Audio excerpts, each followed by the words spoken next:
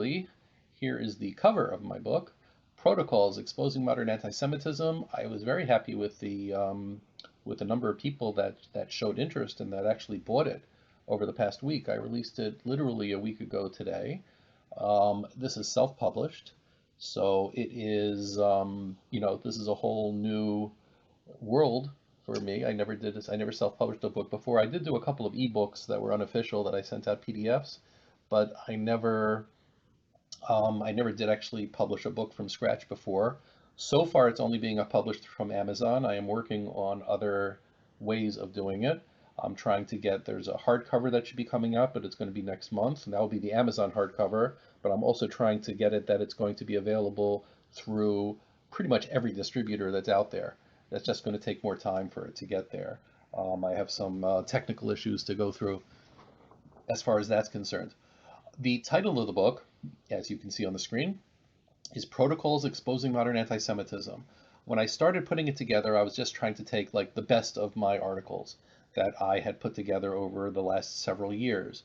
But as I was doing it, I realized there was a theme that was coming out, and the theme is that there is modern anti-Semitism, what was called the new anti-Semitism, and it manifests itself in so many different ways and so often, and it is still not recognized by most people, especially in the mainstream media.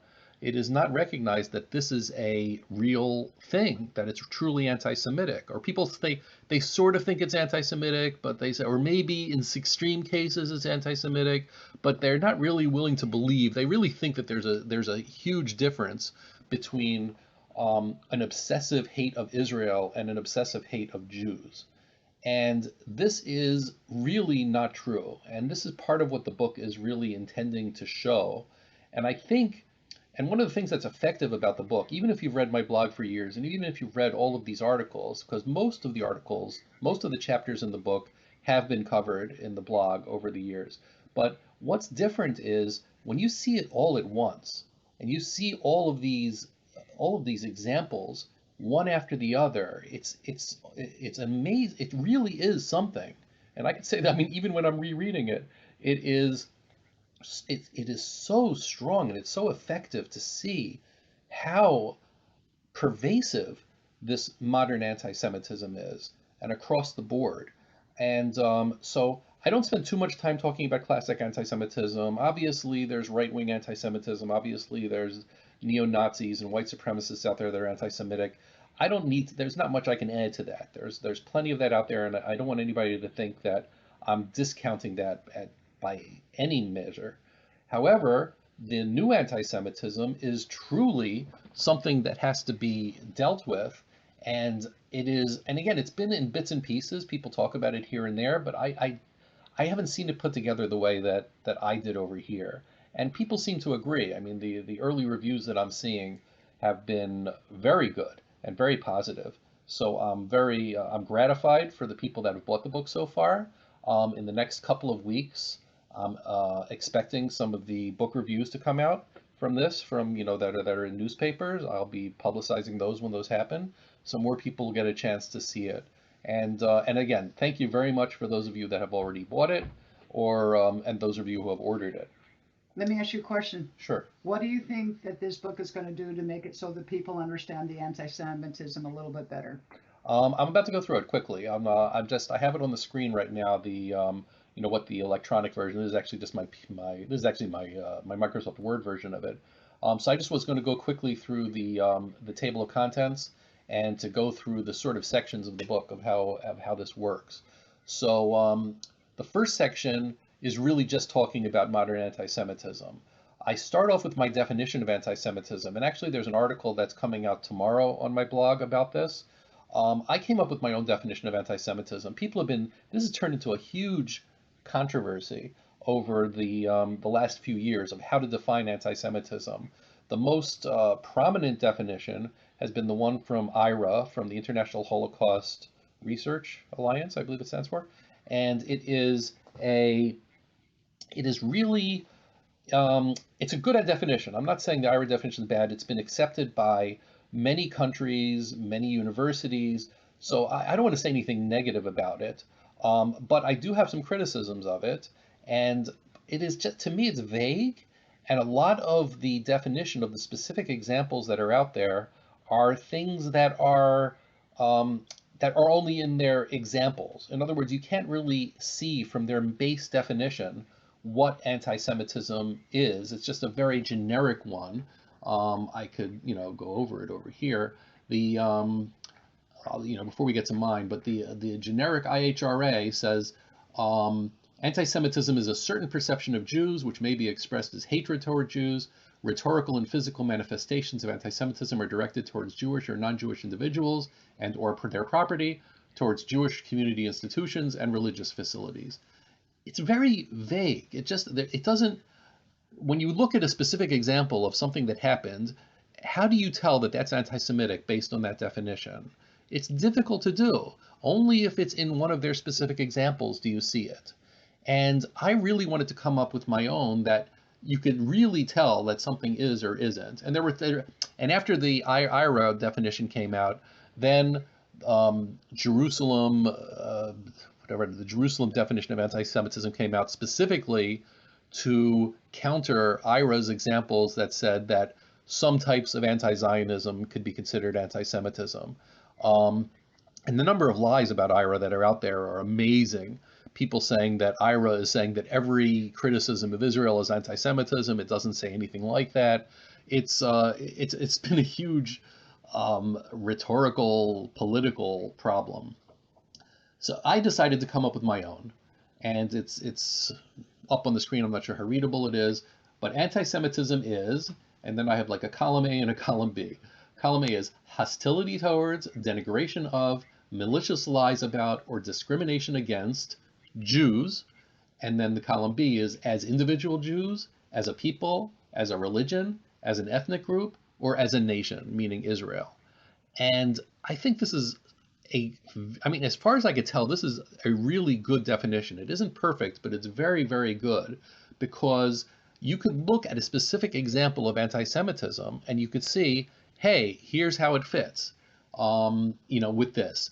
One of the things as I was going through IRA and JDA and there's something called the Nexus definition that came out. I was trying to come up with specific examples. For example, people say that they say that the Jews aren't really Jews. Ashkenazic Jews really come from Khazaria. They're really European. They're not Jewish to begin with. So this is a denial of Jewish history. It's a denial of Jews being Jews. It is clearly anti-Semitic. But if you read the definitions of these other people that came up with the definition of anti-Semitism, it doesn't fit. It's not there. As a matter of fact, and this is crazy, in the base definitions, without talking about examples that they give, in the base definitions, even Holocaust denial doesn't show up as something. You'd have to read their examples and say, oh, okay, the example says Holocaust denial is anti-Semitic, therefore it is. In my definition, clearly, Holocaust denial, or the Khazar theory, or the theory that Jews have no history in Jerusalem, which is very popular among Arabs, that's clearly a malicious lie about Jews as a people or as a nation.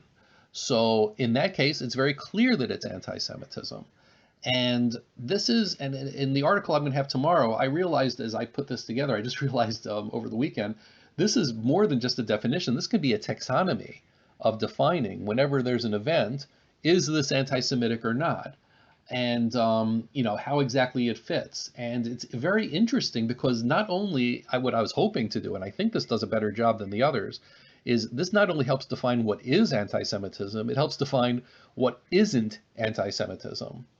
Because nowadays, a lot of people are throwing around the term, both from the left and the right, just to score rhetorical points, just to make a political maybe just a political attack against their opponents. So you'll have people from the left saying that when people on the right attack George Soros, that's anti-Semitic because he's Jewish. And that's not true unless they say, and I'm not saying it doesn't happen, if they say, George Soros, that Jew, does X, Y, and Z, of course that's anti-Semitic. But if they're just attacking what he does without any allusion to his being Jewish, then there's no reason that that's anti-Semitic, and that wouldn't fit as the as individual Jews section of what I define as anti-Semitism. Now, to go from the other side, Roger Waters attacked Sheldon Adelson and said that he's a puppet master and that he doesn't believe that non-Jews are full Jews or anything like that. Now, when he said that, he was clearly echoing really Nazi literature about what the Talmud says, because there's no record of Sheldon Adelson ever saying anything close to this, but there's lots of records among anti-Semites, among the right-wing Nazi anti-Semites, who say that this is the sort of stuff that's in the Talmud. It's clearly not true. So in that case, Roger Waters' words were 100% anti-Semitic, and they fit this definition. They fit this taxonomy very well. So anything like, and there's, things like Marjorie Taylor Greene, when she said about the space laser, she didn't say space lasers. She said that the Rothschilds had set up a satellite in which it was redirecting the sun's rays to cause California forest fires for the California utility to clear land. That's a difficult thing to fit into this, only because we don't know when she says the word Rothschilds if she automatically associates it with Jews. It's very possible she does. It's almost, I mean, the meme, the trope that the Rothschilds are the symbol of the all-powerful Jew is so strong, one would be hard-pressed to say that she was not aware of that. But you need a little bit more evidence than just her statement itself. And over here we can look at it as, is that statement or is that act anti-Semitic, without having to read somebody's mind. If we have to read somebody's mind, then that's a different story, and that's and we can't know. And now sometimes we can make an assumption, obviously, from people who've said other stuff that's been anti-Semitic over the years. You can make an assumption that they knew exactly what they're talking about. But I'm trying to be more precise over here. So in that case, it's not quite as clear. It gets very, very iffy when we talk about tropes and when we talk about things like dog whistles, because that is also goes into mind reading. Did a person, when they said that thing or when they made that symbol or something like that, did they know what it really meant? And we don't know. We can't read people's minds. So that brings up interesting questions, like Jeremy Corbyn, when he tweeted that picture of all of those rich, hook-nosed people who were playing Monopoly on top of the bodies of the poor workers. Were those just rich people? Because some of them were very specific people. Some of them were like Rockefeller and J.P. Morgan, who are not Jewish. However, the trope that was there is heavily Jewish. The picture that was behind it of the all-seeing eye that's on the dollar bill has been used often, very often, by anti-Semites. And it is, so when you put those together, it's hard to say it's not anti-Semitic, but there's still a little bit of mind reading to go on in there to say for sure it is. So there's no way of knowing. And the same thing happened on the other side. Donald Trump tweeted in 2016, he tweeted a picture of Hillary Clinton saying, how corrupt she was, and the words were inside a six-pointed star.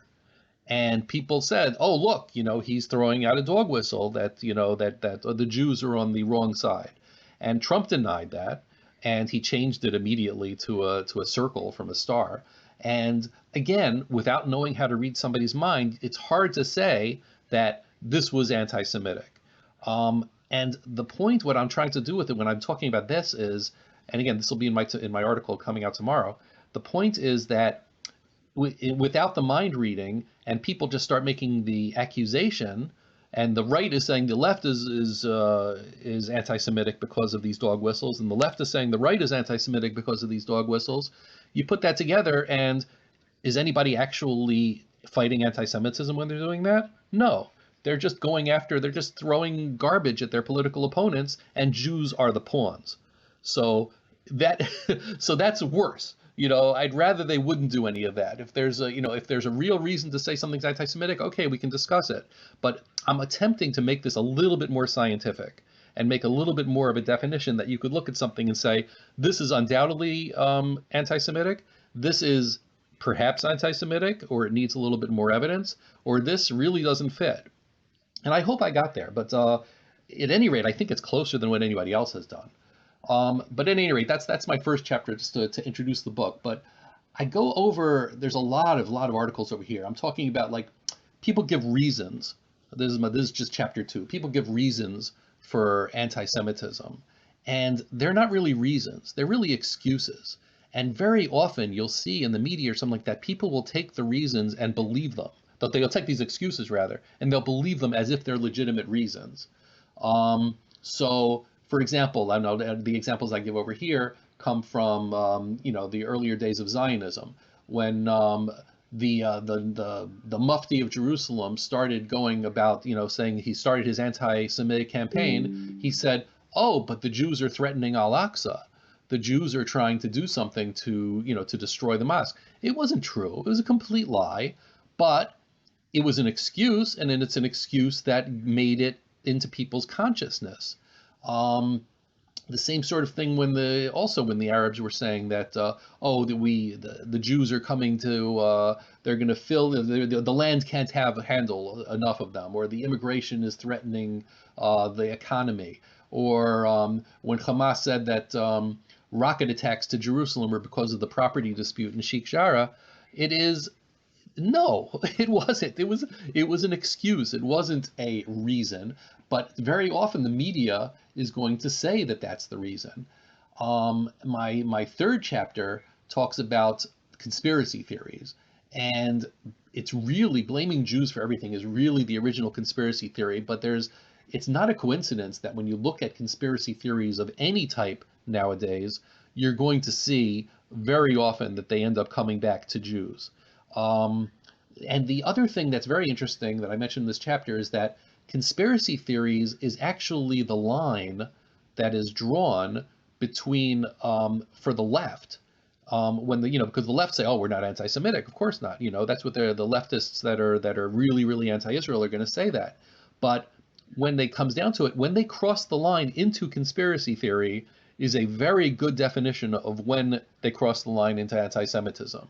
So, for example, the charge of pinkwashing, saying that Israel is only promoting how good it is as a country for gay people because they are trying to distract attention from the horrible things that they're doing.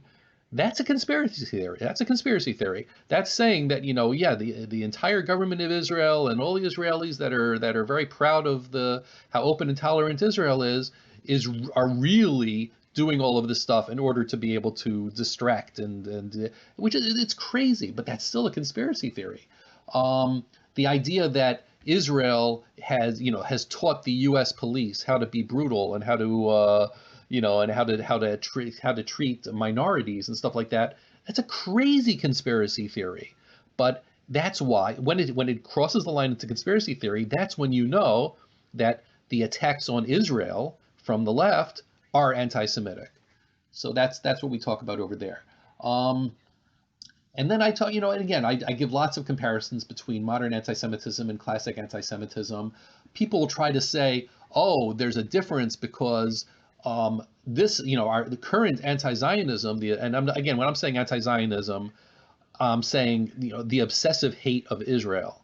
I'm not talking about general criticism of Israel. I'm talking about the obsessive hate of Israel. The obsessive hate of Israel that you see nowadays, and you've seen for the past 50 years or 70 years, is exactly equivalent to the obsessive hate of Jews that we've seen throughout history.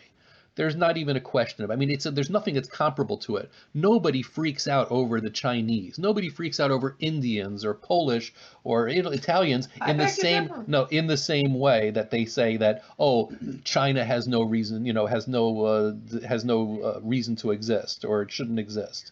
Nobody goes that far. Nobody says that and extends it. Sure, people are against regimes. People are against governments, of course. But with Israel, it goes way, way far beyond that. And it's the obsession that makes it like that. But the anti-Zionists nowadays are going to say things like, "Well, look, there are some people here that we don't hate because we're not against Jews because we're only against Zionists." But if you look at all the previous types of anti-Semitism, the ones that are defined by race, for example, I'll throw this out there, and I haven't researched this, but just as an example, if there was a German in the 1920s who converted to Judaism, an Aryan Jew, an Aryan German, who is, with the blonde hair, blue eyes, converted, was that person automatically going to the gas chambers? I don't think so. Now, there are very few of them, so I don't know, and I really should research this before I say this out loud. But, German hate of Jews was a racial hate. And if the person wasn't racially Jewish, according to the way the Nazis defined race, then you could say, well, they weren't anti-Semitic either because they didn't hate all Jews. They only hated the Jews that were descended from, that had grandparents that were Jews. So, everybody can come up with a reason. And as a matter of fact, if you look at Nazi Germany, German literature early in the 30s, sometimes they denied their anti-Semitism. Very often they would actually deny it. They weren't saying that, only later on did they get bold enough to be explicit about it. Early on, they were just saying, no, it's not that we hate all Jews. As long as they behave themselves and as long as they don't do the things that we hate, then we'll be okay with them. They can do what they want. They were, even then, they were trying to distance themselves from just pure unbridled hate to the rest of the world. And that's exactly what's happening today with anti-Zionists, the way they talk about Israel. Okay, then I have a little chapter here about BDS, about what it's really about, and why it is anti-Semitic in both theory and in effect.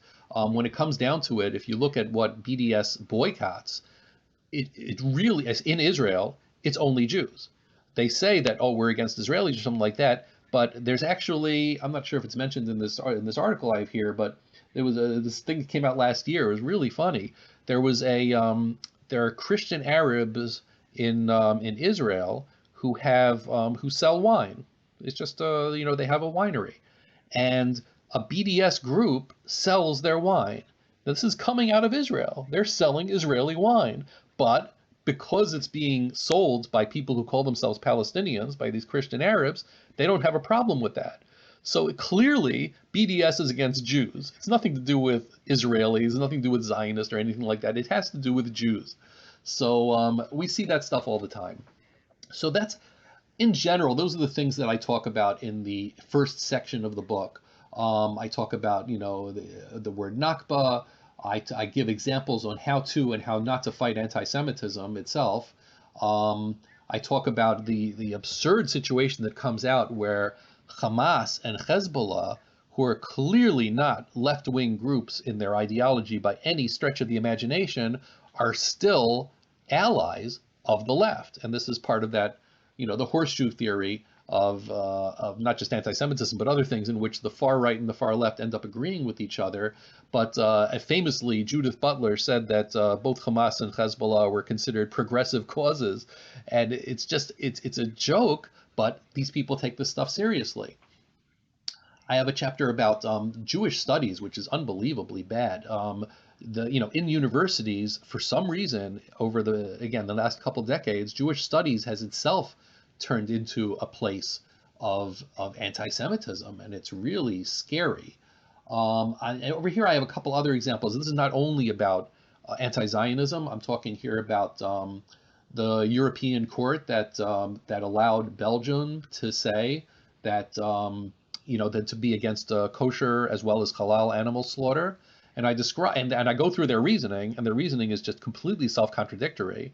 But it's only it's obviously, again, both anti-Semitic and anti-Muslim in this case. It is, but it's clearly, because they say, oh, we care about animal welfare, but they don't say, oh, then we shouldn't be eating any animals. They even allow hunting within the ruling from the court. They say, okay, organized slaughter we have a problem with, but hunting is like a European tradition. That's something we can't mess around with. That's something that's important. And so therefore you're allowed to shoot an animal from a distance and let them bleed to death, and that's okay.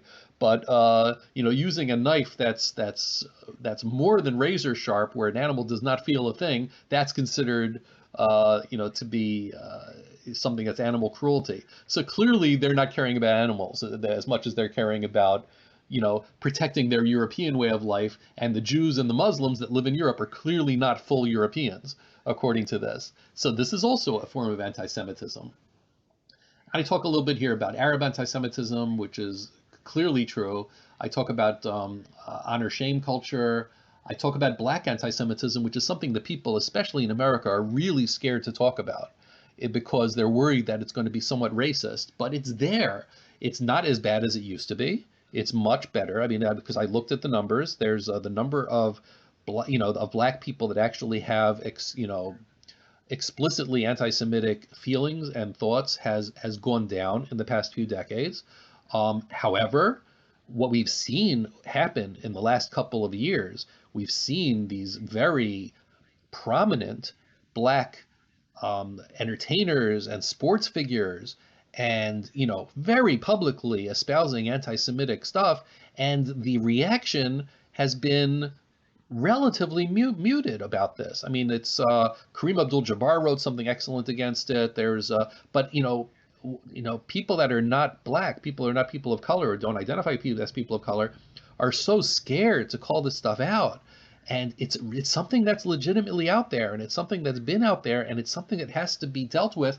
And the important thing is the different types of anti-Semitism don't have the same ways of, you don't fight them all the same ways. You have to understand where they come from. And once you understand where they come from, then you can come up with different strategies. So the kumbaya idea that all anti-Semitism, that, oh, if we just, all accept each other and everything will be great and stuff like that. No, it doesn't work that way. Anti-Semitism, first of all, is different from other racism and other sorts of bigotry that's out there, because it is, I mean, there are a number of reasons. One is that it is a conspiracy theory very often. Two is that instead of hating the other because they are weaker or because they're different or because they're, look different or anything like that, with Jews, it's more often they hate them because they're supposedly strong and supposedly well connected and supposedly, owning everything or whatever it would be, whether they control the banks or control Hollywood. That's a completely different mentality. So you cannot fight anti-Semitism the same way that you fight other racisms, and you can't even fight the same, anti-Semitism from blacks the same way you have to fight anti-Semitism from Arabs, or the same way you have to fight anti-Semitism from the right, or the same way you fight anti-Zionism. They all come from different places, even if they're only excuses and not real reasons, but they all come from different places, and it's not a coincidence that they all go to the same place of hating Jews and trying to ensure that Jews do not have a safe place to live in this world. I also go a bit into Holocaust denial itself, and that's really my section one. I'm just describing all the different types of modern anti-Semitism. Section 2, and I'm not going to go into as much detail, but my section 2 talks about international law and how international law itself has been really completely taken over by hate for Israel. There's a couple of ways of looking at it. One is that you can look at the media and you can see they will say things like Israel is guilty of, during one of the Gaza wars that pop up every few years when Hamas decides they want to make a stink. They'll say that the IDF is violating the principle of distinction and the principle of proportionality. If you actually look at what those mean, you see it's absolutely not true. Israel is very, very careful to actually do everything exactly the way international law says it should be. Just people don't understand what international law says. I then go on into, Human Rights Watch. It completely misdefines what the definition of hostage taking and human shields are, and they do it, and which is very unusual because Human Rights Watch supposedly is caring more about human rights than anything else, yet when it comes to the human rights of Gazans, suddenly they don't care as much about that they're being used as human shields. Suddenly they care more about attacking Israel than about going after trying to protect the people that they're supposedly want to protect, which is, again, ultimately more proof of their own anti-Semitism when it comes down to it. I go through a little bit about the Israeli settlements, about the Geneva Conventions. I talk about the right of return, which people think is international law, and it's not. And I talk about the definition of refugee, Under international law, there is only one definition of refugee. There's no exception for Palestinians, as much as the people try to claim there is. I talk about the definition of occupation in terms of Gaza. I go a little bit more about some more recent arguments that people have come up with about international law on vaccines with COVID, and about whether terrorism is considered legal resistance. There are people that seriously argue that murdering Jews in Israel is legal under international law. So those are the sort of things I talk about that. Section 3 is a shorter section in which I talk about how experts are getting things completely wrong, and they still get quoted in newspapers and in the media and magazines and books about their opinion on Israel, and how wrong they've been, and consistently wrong, especially in context of the Abraham Accords. Section 4, I go directly after the smartest critics or attackers of Israel, the Peter Beinarts of the world, and I have a long chapter on him actually. I go after exactly how he does his, how he twists the truth, and not only that, how he tries to frame to the entire situation. He's an excellent propagandist. So I expose his propaganda methods, is what it comes down to. He's very smart. I'm not going to say he's stupid. He knows exactly what he's saying, and he knows exactly why he's using the methods he's using. So I'm exposing them because he uses methods in such a way in which it forestalls. It makes it difficult to do a full analysis because he changes the framework of the entire discussion. I go through the Presbyterian Church USA, which has done something also very recently, which is also anti-Israel, was crazy. But I go after, again, Judith Butler, very smart person, but exactly why she's being dishonest and what she says. Joseph Mossad, I go through a little bit of him. I talk about the pinkwashing charge. I talk a little bit about Daniel Seidemann. He's also a very smart person, but he's also, very biased. Jasper Puard teaches at Rutgers University. What her methods are. So that's part of this. Nora Ericott, another very convincing, for people that don't know, it sounds like she knows what she's talking about. And then finally, section 5, which is probably the most relevant for people that have been following the story about amnesty. And I only touch on it, but I call it the NGO jihad against Israel, in which I discuss what